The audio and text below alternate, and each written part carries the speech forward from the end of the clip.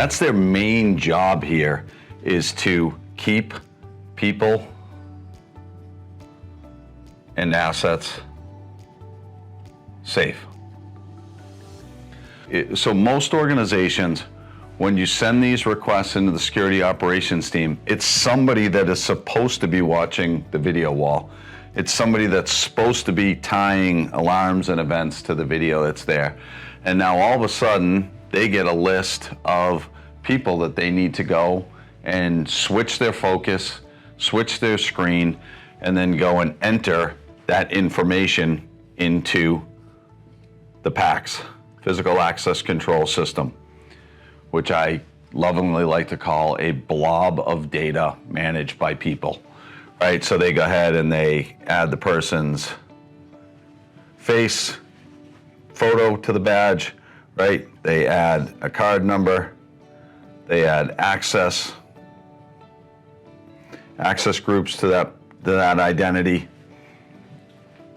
and off they go. Now they're in the access control system and they can use their card and they can get to where they need to go. What has to happen is when they're done, right, security operations has to get back to each of these individual people saying, hey, it's done. You can either come back and pick up your access card, or I'm gonna mail your access card out once it's ready, and once you get it, you can begin using it.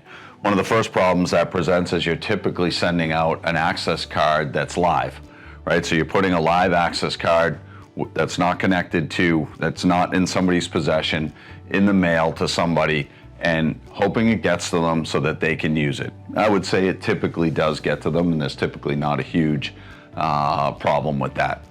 So that's just the onboarding piece. And you think about an organization that has 10,000 people are typically going to be onboarding anywhere from 40 to 80 new identities every week.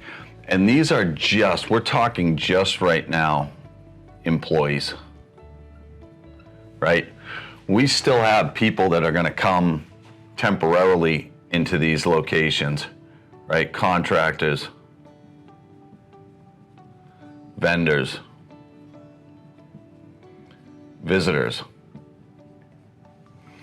So these folks, the employees, they went through a background check, they went through a credit check, they went through reference checks. Their manager obviously knows they're here. They've sent that information. They've been fully vetted. Your contractors and vendors are typically vetted by the company that hired them.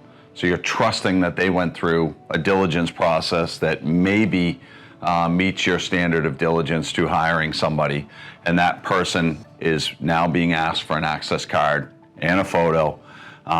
You have your visitors that might be here for the day or a couple of days or a week, or maybe they come every Tuesday to deliver soda or to fill water machines or to fix technology, right? And so these folks all have badges as well.